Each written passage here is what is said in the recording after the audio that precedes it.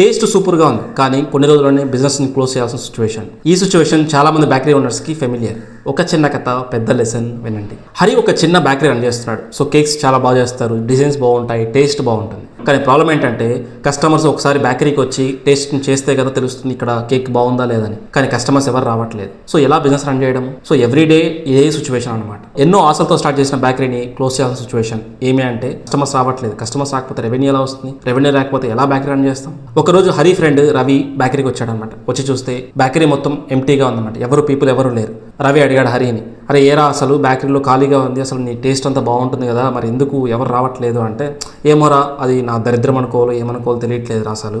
So మంచి taste ఇస్తున్నాం, చాలా కేకులు చెడిపోతే కూడా మనం పడేస్తున్నాము, ఏమి అంటే క్వాలిటీ ఇవ్వాలనేసి. ఎంత క్వాలిటీ ఇచ్చినా పీపుల్ రావట్లేదు రా అసలు అన్నట్టుగా ఎమోషన్ అయ్యాడు అన్నమాట. రవికి ఏం చెప్పాలో అర్థం కాలేదు. సో సైలెంట్గా నైట్ ఇంటికి వచ్చేసారనమాట. రవి నైట్ ఇంటికి వచ్చిన తర్వాత దీని గురించి ఆలోచిస్తున్నాడు అనమాట. హరి చెప్పిన మాటలే గుర్తొస్తున్నాయి అనమాట. నేను 3 నెలలు చూస్తాను రా, ఇలానే బిజినెస్ ఉంటే నా వల్ల కాదురా, నేను క్లోజ్ చేస్తాను రా అన్నట్టుగా ఎమోషనల్గా అన్నాడు అనమాట. ఆ పదాలు గుర్తొస్తుంది. మనం ఎలా అయినా సరే హరికి హెల్ప్ చేయాలా, సపోర్ట్ చేయాలా అన్న ఒక ఇంటెన్షన్ అనమాట. సో ఇలా ఆలోచిస్తున్నప్పుడు తనకు ఒక ఐడియా వచ్చిందనమాట. నెక్స్ట్ డే మార్నింగ్ రవి బేకరీకి వెళ్ళాడు. అక్కడికి వెళ్ళిన వెంటనే హరి చాలా డల్గా కూర్చున్నాడు అనమాట. సో వెళ్ళి చెప్పాడు, అరే ఒక ఐడియా ఉంది, దాన్ని ట్రై చేసి చూడు, ఖచ్చితంగా వర్కౌట్ అవుతుందా అన్నట్టుగా. సో ఏం చెప్పురా అన్నట్టుగా అన్నాడు. కేక్స్ ఫ్రీగా ఇవ్వరా అన్నాడు. అంటే తను ఇంకా తన ఐడియాని కంప్లీట్ చేయలేదు. దానికి వెంటనే హరి వచ్చి, అరే అసలు సేల్సే లేదు అంటే కేక్స్ ఫ్రీగా ఇవ్వవు అంటే నేను ఎలా ఇవ్వమంటానండి, ఆల్రెడీ నాకు లాస్ కదా అన్నట్టుగా తను కోపంతో అరుస్తున్నాడు అనమాట. దానికి రవి వచ్చి, అరే నువ్వు ఆగురా, అసలు ఫస్ట్ నేను ఐడియా చెప్తాను, ఐడియా చెప్పిన తర్వాత నీకు నచ్చితే చెయ్యి, నచ్చకపోయినా చెయ్యి, నచ్చకపోతే చెయ్యి అంటున్నావు ఏంటి అంటే,